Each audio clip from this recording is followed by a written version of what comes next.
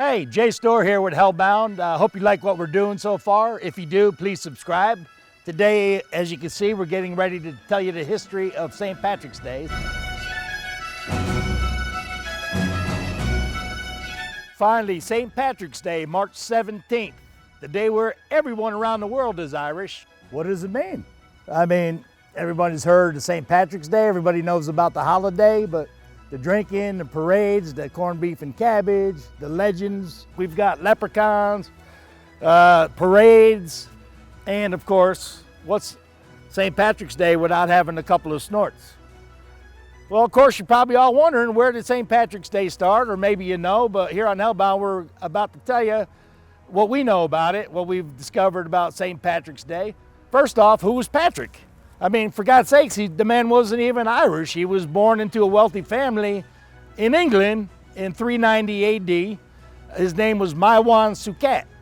Now, Maiwan Sucat, at 16 years old, got captured by Irish raiders invading England, and he was taken back to Ireland as a slave, and for 6 years he toiled in the fields as a slave hand in Ireland. Well, one night, Maiwan had a dream telling him he needs to get the hell out of Ireland. So what he did is he walked 200 miles to the shore. He jumped on a ship and he made his way back to England in safety and back to home. Well, a few years later, he also had another dream, and the dream told him he needs to go to Ireland to rid Ireland of the snakes and bring Christianity to the Irish pagans, Celts, or whatever you want to call them. So that's what he did. He went to Ireland. And one of the ways he did it, to make it simple for the folks, was to take a 3-leaf clover, which grew all over the country, and by suggesting the Father, the Son, and the Holy Ghost, the Holy Trinity, and just through his kindness and good deeds, he was able to convert a lot of the pagans into Christianity.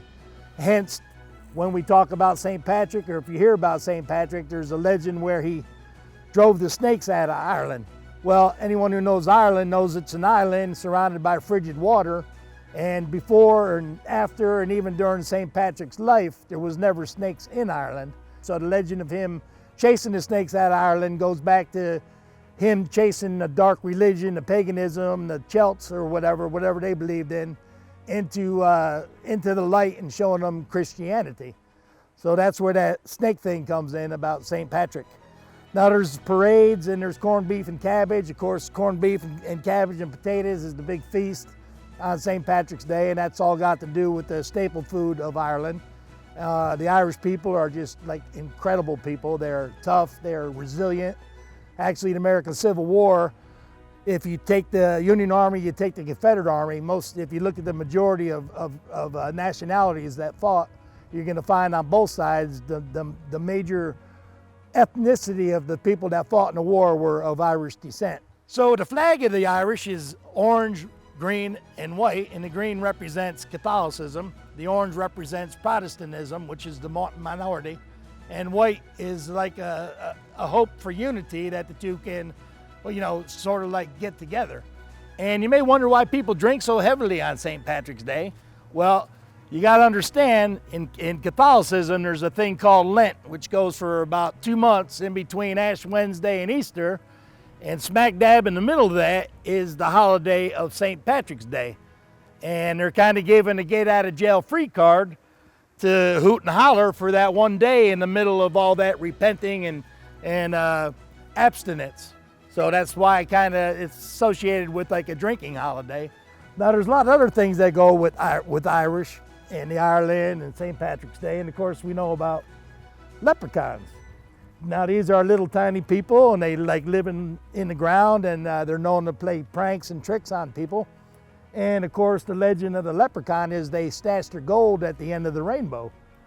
Well, the thing is, if you were happen to like capture a leprechaun, then you could like ransom him, and supposedly, you know, you could like get some of the gold for capturing one of them, but they're very tricky people to catch, and they're very mischievous. Actually, while we were just sitting here filming today, we've had a couple incidents where we're blaming it on the leprechauns already. So anyway, this March 17th, St. Patrick's Day, Patricus, he died in, I believe it was like 470. at about the age of 81, and from that day forward, March 17th, it's always been celebrated as St. Patrick's Day, St. Patrickus. And of course, that tradition followed the immigrants, over to America. And actually the first parades, St. Patrick's Day parades, started like in New York City and Boston.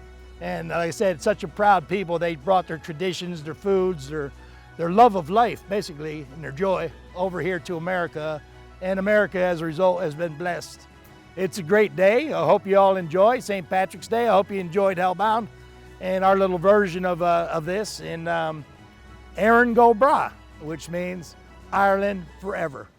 Okay, now for you faint-hearted folks watching this episode, you may want to cut away right now, just a fair warning, because I'm going to sing you a song that my Irish grandmother used to sing to me when I was a child. So here's your chance. You can either get out now or you're going to have to bear with it, but it starts out like this. When Irish eyes are smiling